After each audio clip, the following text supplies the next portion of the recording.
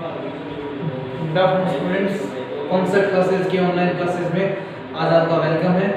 आज हम कल से आगे पढ़ेंगे। कल हम लोगों ने 16.1 एंड 2 के रिवीजन किए थे, यानी पार्ट फर्स्ट में। आज हम करेंगे 16.3 एंड 16.4 के रिवीजन। देखो इसके अंदर 16.3 में एक शेप है,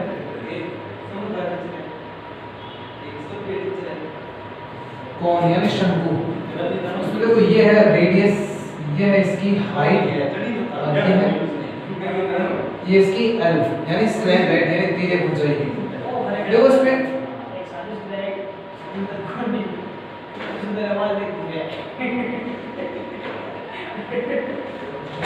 एल स्क्वायर यानी R square plus H square.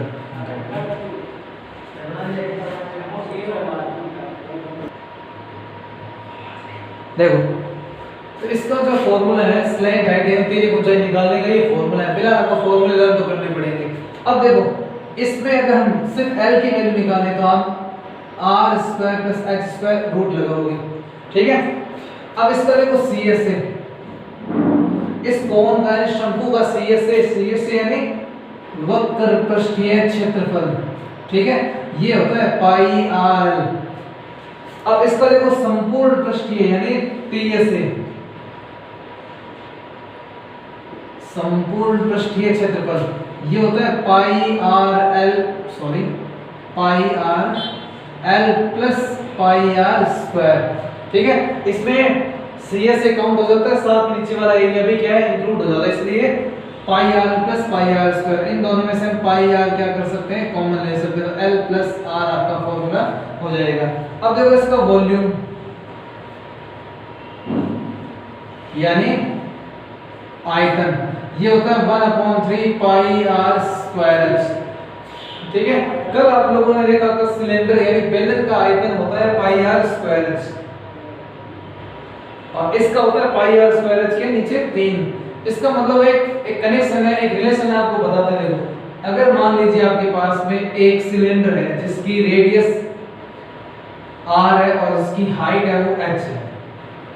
अगर मैं इस सिलेंडर में से कोण बनाना चाहूं, इस सिलेंडर में जो मटेरियल है जितना भी है, इससे अगर मैं कोण बनाना चाहूं, शंकु बनाना चाहूं, तो मैं कितने शंकु बना सकता हूं जिसकी रेडियस ही रहेगी और हाइट ही रहेगी, यानी हाइट में रेडियस में कोई चेंज नहीं होगा। यानी जो कोण बनेगा ऐसे करके उसकी रेडियस इसके बराबर रहेगी और इसकी हाइट भी इसकी क्या रहेगी, इक्वल रहेगी।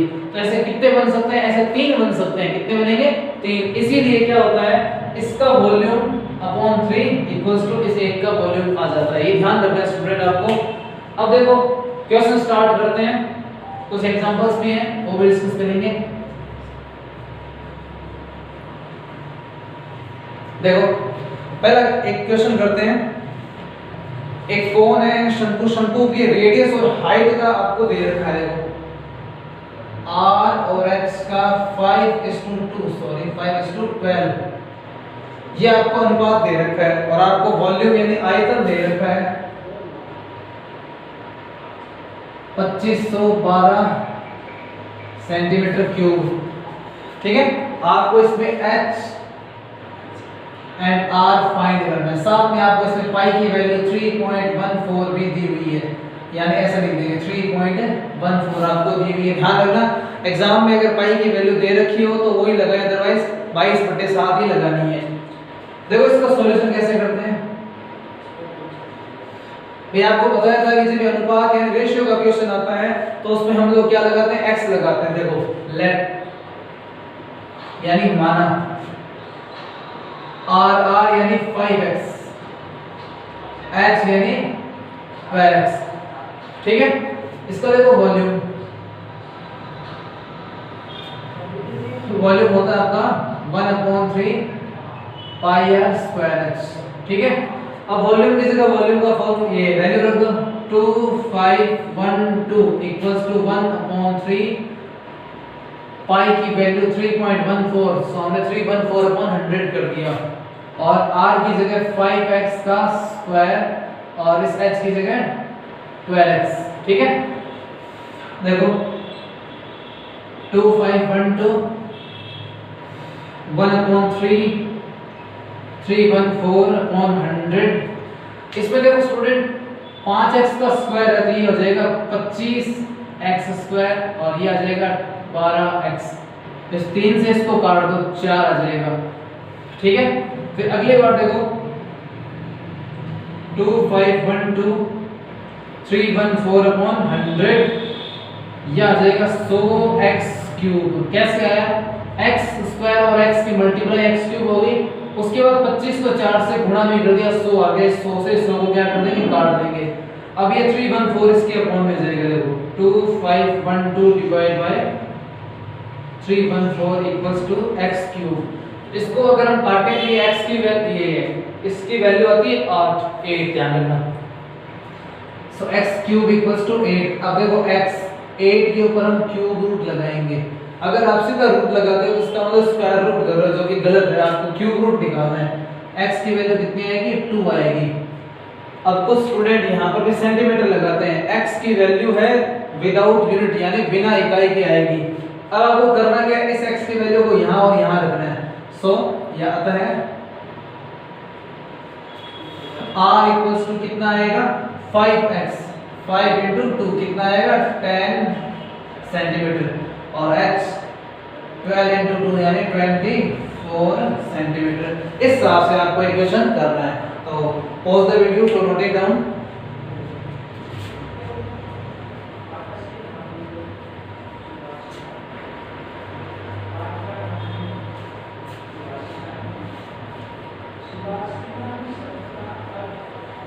देखो अगला करते हैं कुछ और। 60.3 का इक्वेशन है, क्वेश्चन नंबर मैंने लिखा हुआ नहीं है, आप देख लेना। एक कोनिकल टेंट है जिसकी सर्कमफेरेंस बेस सर्कमफेरेंस आपको 44 दी है।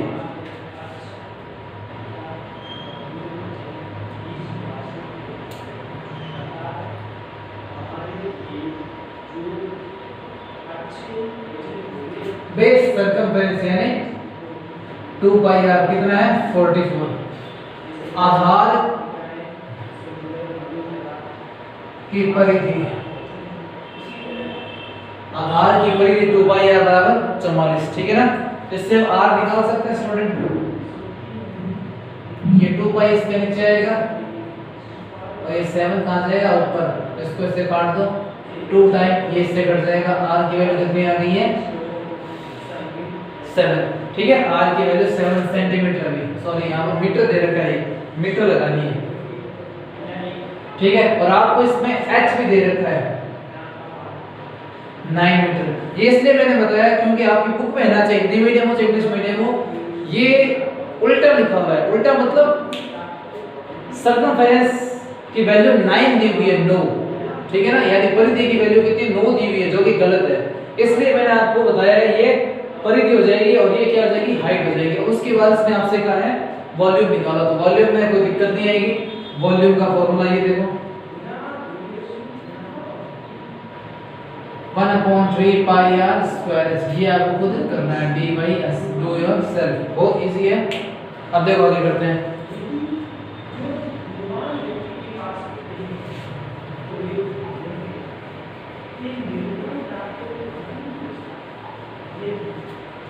अब देखो अगला एक और करते हैं।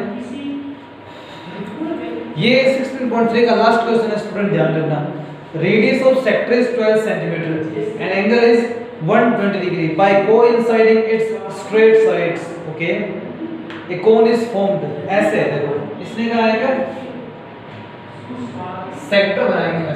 सेक्टर, सेक्टर यानी त्रिज्यखंड, पता है 15 एक्सरसाइज में त्रिज्यखंड, सॉरी सही बताया, यहाँ दे रखा है 120 डिग्री। ठीक है, और इसकी रेडियस यानी त्रिज्या कितनी दी हुई है 12। ठीक है, अब इसने कहा है कि इसको अगर हम ऐसे मान लो कोई कागज आप काट के देखिए, प्रैक्टिकली बता देते हैं। ऐसे कोई कागज काट के देखिए, इस किनारे को इस किनारे पे ऐसे क्या करते हैं चिपका दें, तो क्या बनेगा नीचे सर्कल, ऊपर तिखा सा रहेगा, यानी ऐसे बन जाएगा ये।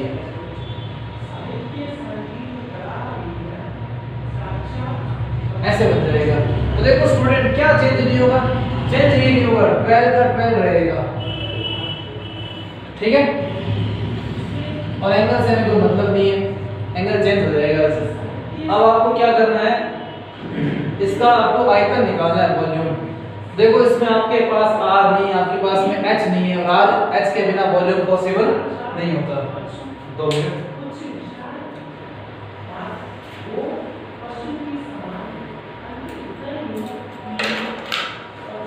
देखो तो पहले आपको क्या करना पड़ेगा, यहां से यहां तक की लेंथ निकालनी पड़ेगी, चाप की लंबाई पाई आर थीटा अपॉन 180। याद करो 15 एक्सरसाइज में आपको बताया था। तो यहां देखो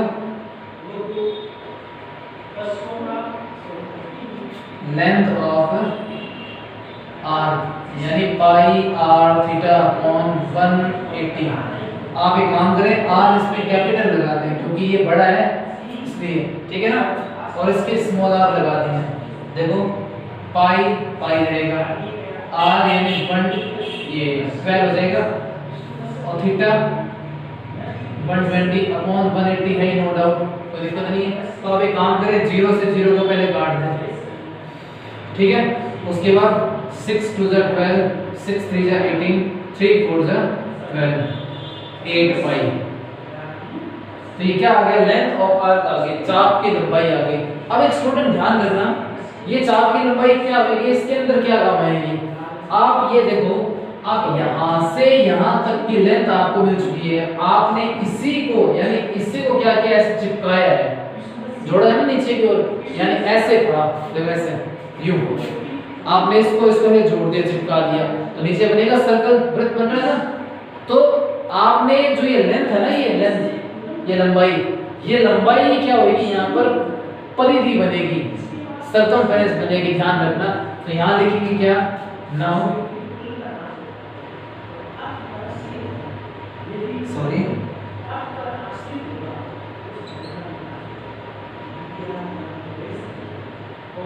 by coinciding straight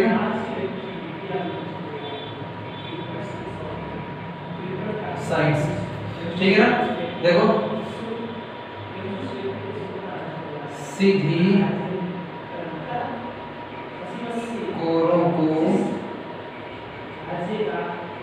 संपाती करने पर क्या होगा,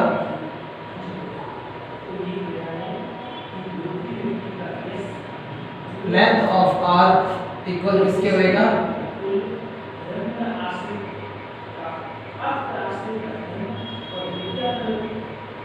बेस सर्कमफेरेंस ऑफ कोन, ठीक है ना। यहां लिख देंगे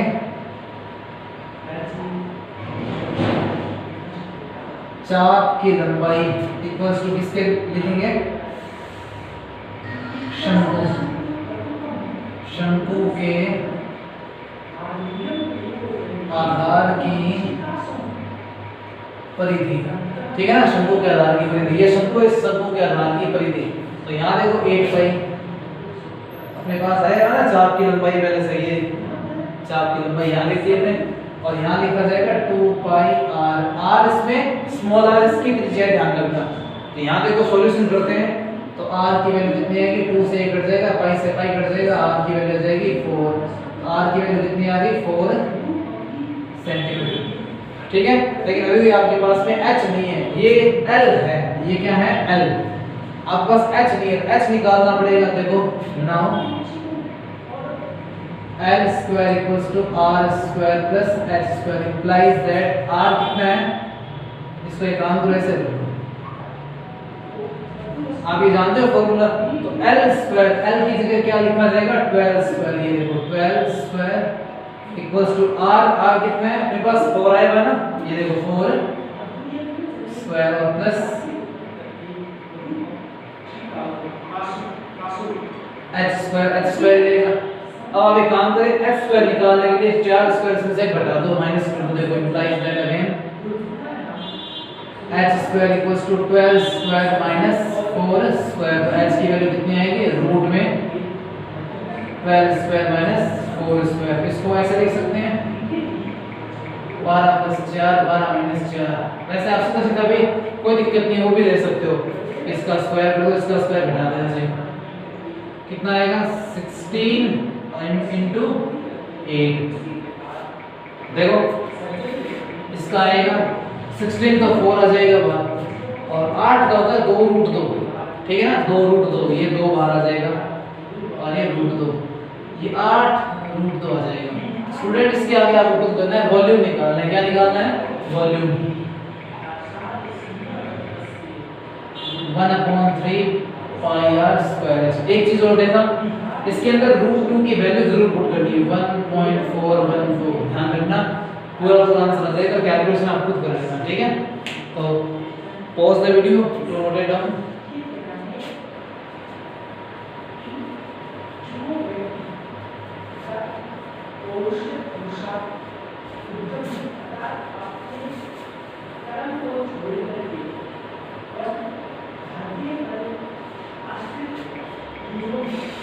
अब देखो स्टूडेंट, आगे करते हैं 16.4 के लिए स्फीयर।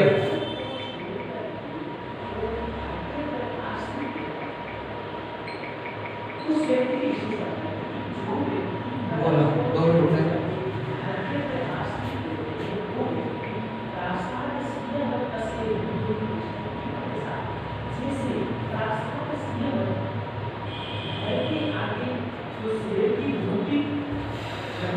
देखो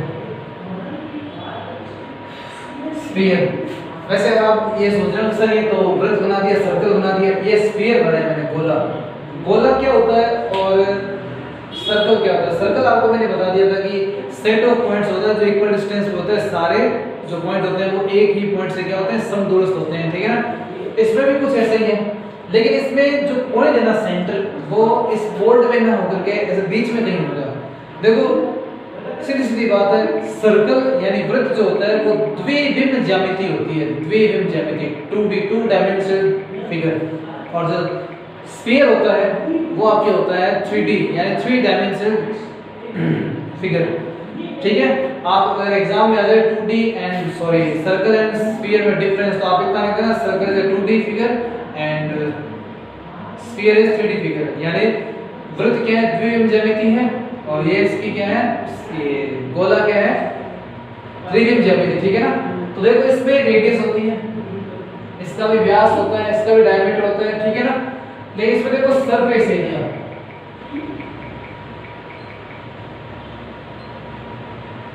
सरफेस एरिया मतलब ये इसमें TSA भी है और CSA भी यही है, ठीक है ना। 4πr², इसमें CSA एंड TSA साथ में, ये ध्यान रखना ये, ठीक है। इसका वॉल्यूम देखो 4/3 πr³ होता है, क्यूब है ये, ठीक है ना, पावर है 3, सॉरी,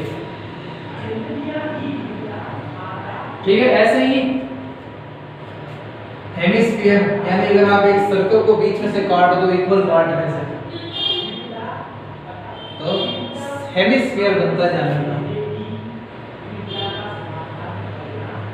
हेमिस्फीयर यानी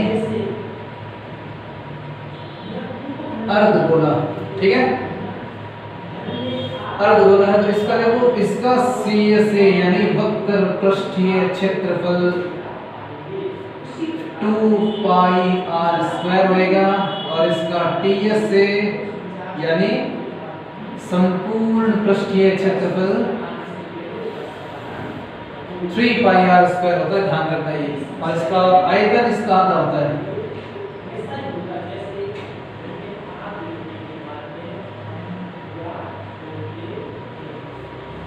2/3 πr³ बस, ठीक है। इस हिसाब से 16.4 के क्या होंगे, क्वेश्चंस हो जाएंगे। अब देखो इनके कुछ ये यहाँ पर 16.4 लगाना भूल गए आप, लगाना अभी, ठीक है। 16.4 से संबंधित है ये सारे।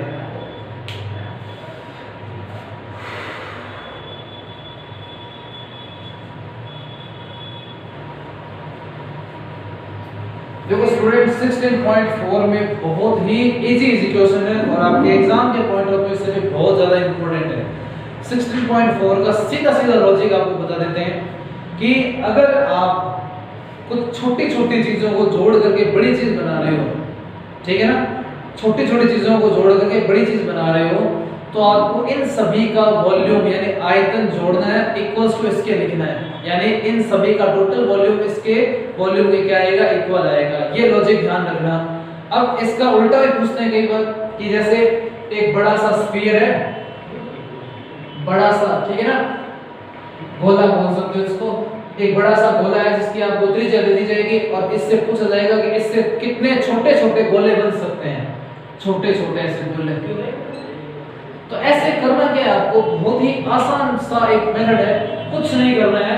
ऊपर क्या लिखोगे, ऊपर इसका वॉल्यूम, नीचे इसका वॉल्यूम, मतलब समझा गया।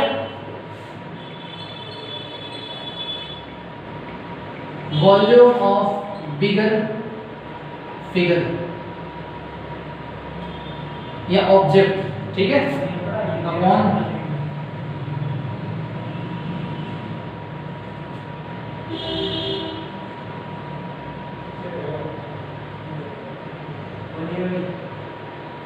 ठीक है, वॉल्यूम ऑफ बिगर फिगर यानी बड़ा, बड़े ऑब्जेक्ट का वॉल्यूम ऊपर लिखेंगे और नीचे क्या लिखेंगे, छोटे ये ऑब्जेक्ट का वॉल्यूम, और आराम से काट दीजिए, काटने में उत्तर आ जाएगा। ध्यान रखना संख्याएं कभी भी नेगेटिव नहीं आती है, पॉइंट में नहीं आती है। अगर आप पॉइंट में उत्तर आए इसका मतलब आपने गलत गलत दोबारा कर लेना, ठीक है ना। अब देखो कुछ क्वेश्चंस करते हैं इसमें हम।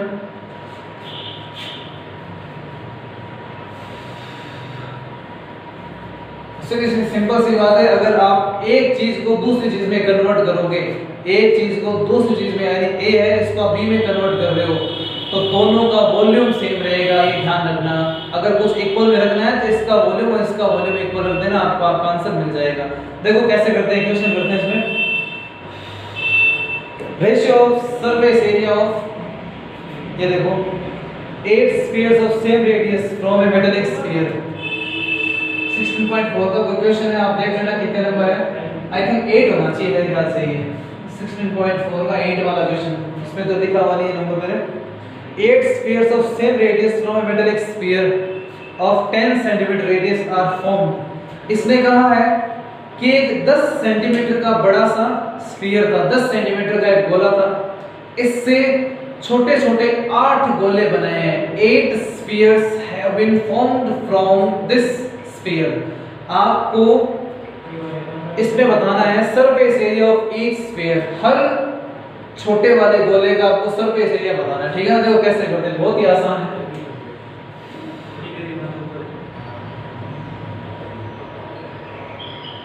Radius of bigger sphere r equals to 10 centimetre, ठीक है।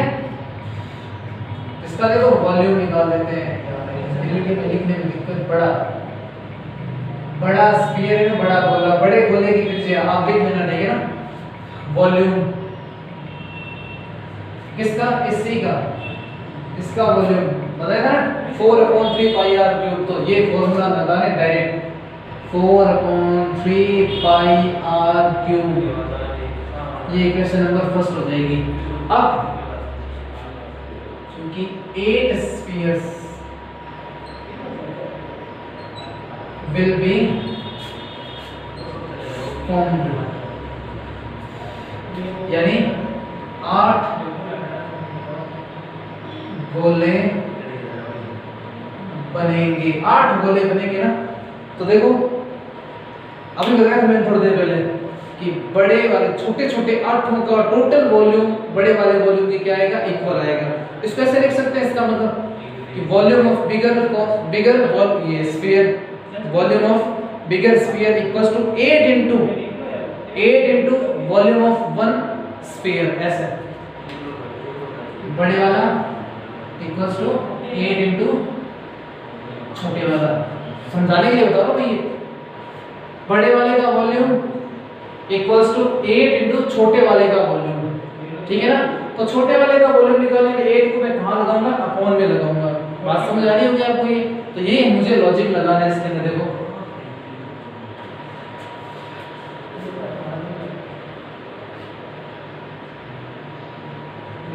लेट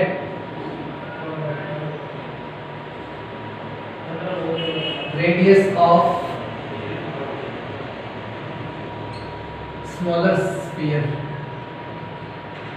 बी आर, ठीक है ना। बड़े वाले की आर मानी कैपिटल, छोटे वाले की आर मानी। तो इसका देखो रेडियस यानी त्रिज्या, स्मॉलर यानी छोटा, छोटे वाले गोले की त्रिज्या हमने आर मानी है, ध्यान देना student. So volume of this sphere, इसका कितना आएगा 4/3 पाई आर क्यूब। छोटे वाले का आ जाएगा ये। अब देखो नाउ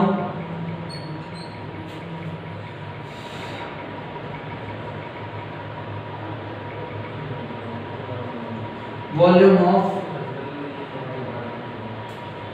बिगर स्फीयर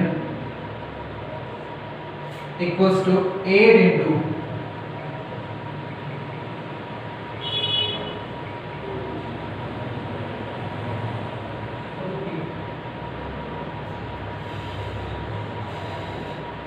तो यहाँ लिखेंगे बड़े वाले का वॉल्यूम इक्वल्स टू 8 इंटू छोटे वाले का वॉल्यूम, ठीक है ना। तो देखो इसका कितना आएगा 4/3 पाई ये है, और यहाँ 8 इंटू छोटे वाले का कितना था, ये रहा 4/3 पाई आर क्यूब, ठीक है। मुझे ये आर निकालनी है, तो मैं क्या करूँगा, इन सबको यहाँ शिफ्ट करूँगा। देखो सबसे पहले 4/3 से 4/3 कट जाएगा, पाई से पाई कट जाएगा, तो 10 क्यूब अपॉन 8 आ जाएगा। देखो r cube equals to 10 cube upon 8। इसको ऐसे लिख सकते हैं 10 क्यूब अपॉन 2 क्यूब, यानी r equals to 10 upon 2 cube, ये इससे कट जाएगा।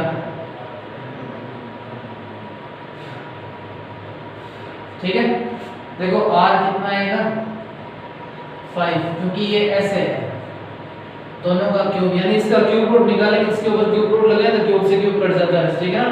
r की वैल्यू कितनी आ गई है, छोटे वाले की 5 आ गई है। अब आपको इसका सरफेस एरिया बताना चाहिए, आप आराम से कर सकते हो। Surface area 4 pi are square, r की वैल्यू पुट कर दें p/s, खुद कर लो इसे, ठीक है ना। बहुत ही आसान क्वेश्चन है, कोई दिक्कत नहीं। बस यहाँ पर लॉजिक समझ जाना जरूरी है, आपको आ गया होगा, नहीं है तो इसको पॉज करके रिवाइंड कर लेना दोबारा, ठीक है ना। Pause the video to note it down.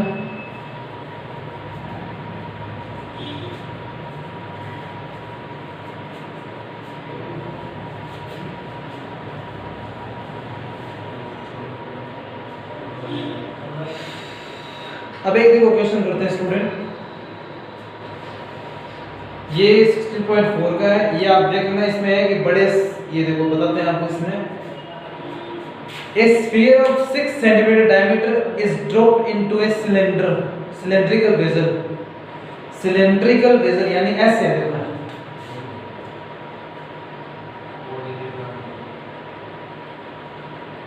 मान लीजिए इसके अंदर सिलेंड्रिकल यानी बेलनाकार पात्र है, इसमें पहले से पानी यहां तक भरा हुआ है, ठीक है ना।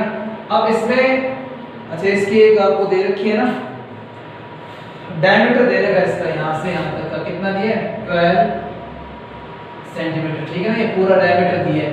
अब ये कह रहे हैं कि इसके अंदर हमने एक स्फीयर डाल दिया, यानी गोला डाल दिया ऐसे, इसमें हमने एक गोला डाल दिया, तो जब पानी यहां तक था ना, अब वो पानी यहां तक आ गया है, और इसके अंदर हमने क्या इसमें डाल दिया गोला, यानी स्फीयर डाल दिया। अब इसमें कहा है कि बताइए हाइट कितनी है, कितना ऊपर चढ़ गया है पानी, ठीक है ना, कितना ऊपर पानी चढ़ गया है, आपको ये हाइट बतानी है। तो देखो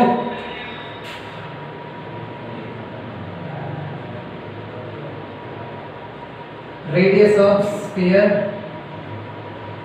यानी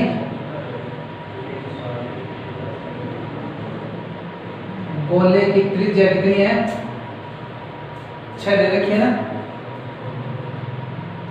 3 है, फिर ध्यान रखना, क्योंकि इस स्फीयर का वॉल्यूम स्फीयर का डायमीटर आपको दिया हुआ 6, तो उसकी रेडियस कितनी आएगी 3 सेंटीमीटर। ये ध्यान रखना, क्योंकि आपको इसका डायमीटर दिया बुक में देखना, आप क्वेश्चन मेरा पूरा लिखा हुआ नहीं है, तो आपको बता रहा हूं। देखो स्फीयर की यानी गोले का व्यास आपको 6 दिए, तो त्रिज्या आधी होती है, हो जाएगी 3। अब देखो इसका वॉल्यूम निकालना है, वॉल्यूम होता है इसका 4/3 पाई आर क्यूब। तो एक बार 4/3 पाई, सॉरी 3 लगा दो इसके अंदर, और एक बार कुछ मत करना, सॉल्यूशन मत करना एक बार, ठीक है ना। यहाँ देखो नाउ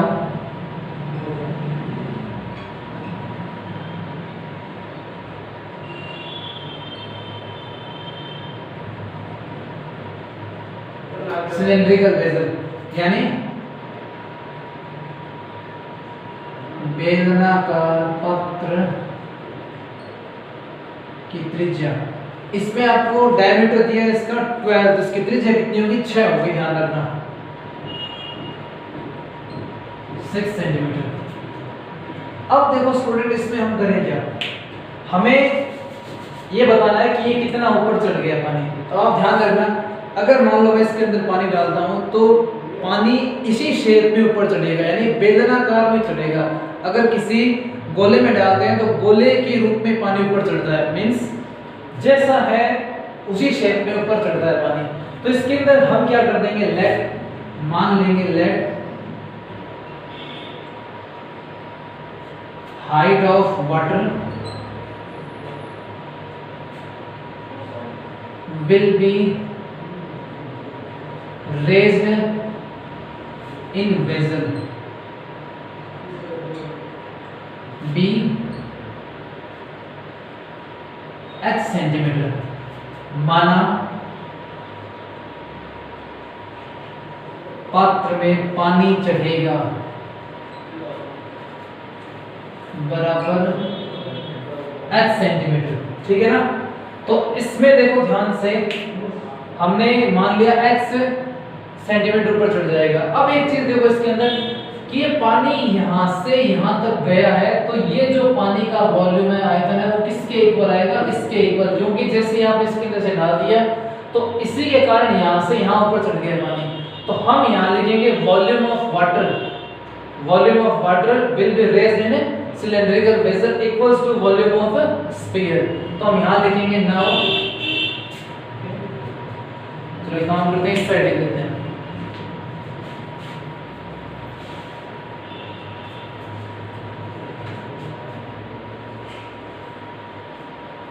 देखो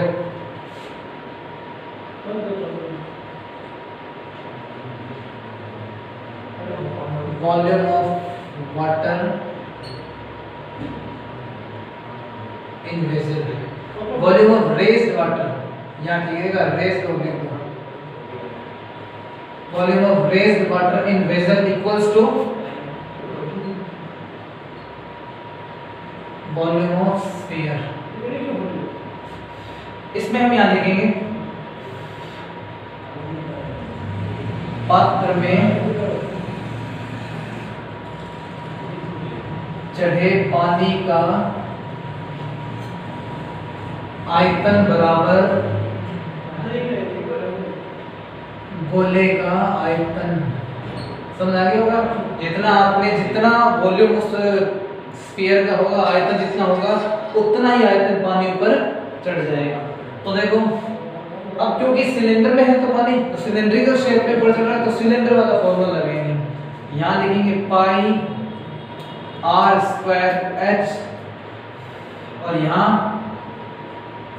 4/3 पाई आर क्यूब। आई थिंक समझ में आ गया होगा ये। पाई से पाई को पहले काट देते हैं। इसकी आर हमारे पास में है 6 × 6 × h हमारे पास में नहीं, हमने h मान लिया ना। यहाँ पर देखो ये h, तो यहाँ पर 4/3 और यहाँ पर आएगा 3 × 3 × 3। चेक करो ये रहा। तो सबसे पहले इस 3 से 3 को काट देते हैं। ये 6 इसके नीचे भेज दो, h अपने पास रहेगा 4 × 3 × 3/6 × 6। ये सेकड़ा 2, ये सेकड़ा 2, और 2 और 2 से दोनों से कट जाएगा, तो h की वैल्यू कितनी हो जाएगी 1 सेंटीमीटर, यानी 1 सेंटीमीटर पानी ऊपर चढ़ जाएगा। तो इसे आप पॉज करके नोट कर ले स्टूडेंट।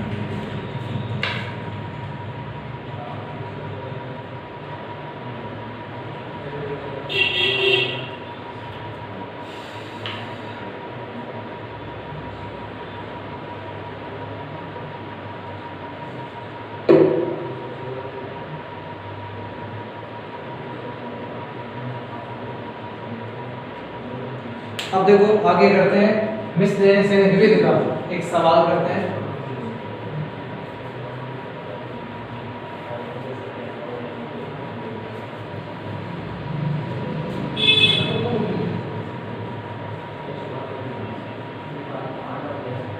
देखो लास्ट क्वेश्चन है इसका मिसलेनियस विविध का, जो इसके अंदर भी ऑलमोस्ट क्वेश्चन वही है जो आपने 16.123 में किए हैं। अगर कोई प्रॉब्लम आती है किसी भी एग्जांपल में, किसी भी क्वेश्चन के अंदर, आप बेहिचक कमेंट बॉक्स में कमेंट करके पूछ सकते हैं, ठीक है ना। देखो the diameter of A metallic sphere is 6 centimetre, it is melted. Okay, इसने कहा एक मेटालिक स्फीयर है, धातु का कोई गोला है 6 सेंटीमीटर की रेडियस व्यास का, और इसको इन्होंने क्या किया, मेल्ट कर दिया, पिघला करके एक तार बना दिया है जिसकी लेंथ दी है 36 मीटर। देखो ऐसे है, नहीं हमारा विविध का लास्ट यानी मिसलेनियस का लास्ट का ध्यान रखना। ये कह रहे हैं कि एक स्फीयर को एक तार में ऐसे हमने बना दिया, ठीक है ना। तो इसका देखो, इसका वॉल्यूम इसके वॉल्यूम की क्या रहेगा, इक्वल। आपको पहले कह दिया था एक ऑब्जेक्ट को दूसरे में अगर कन्वर्ट करते हो दोनों का वॉल्यूम विल बी सेम। देखो स्फीयर डायमीटर दिया, डायमीटर दिया,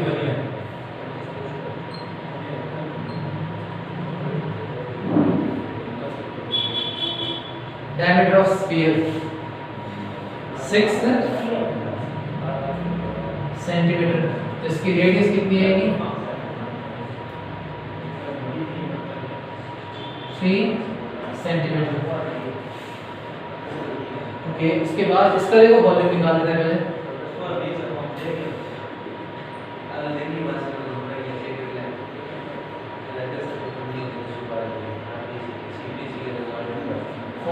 देखो 4/3 पाई इक्वेशन नंबर फर्स्ट होगी, ठीक है ना। अब यहां देखो इसके आगे करते हैं।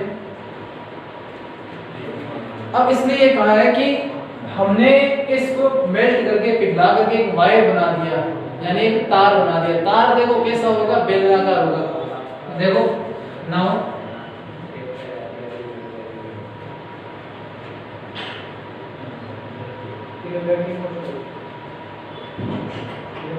लेंथ ऑफ वायर 36 मीटर यानी 3600 सेंटीमीटर। सेंटीमीटर में कन्वर्ट कर लेना, बिना सेंटीमीटर की गड़बड़ हो जाएगी। और इसकी लेंथ रेडियस पी आर, क्योंकि यहाँ पर आपने स्मॉल आर ले लिया है। देखो इसका वॉल्यूम क्या आएगा, pi are square h, pi are square, ठीक है ना। ये फॉर्मूला है, आर हमारे पास में है नहीं, ये 3600 जरूर है। ये इक्वेशन नंबर क्या हो जाएगी, सेकंड हो जाएगी। तो इंप्लाइज दैट या from equation first and second दोनों का वॉल्यूम सेम रहेगा ना। देखो ऐसे कर दो, फिर इसको पाई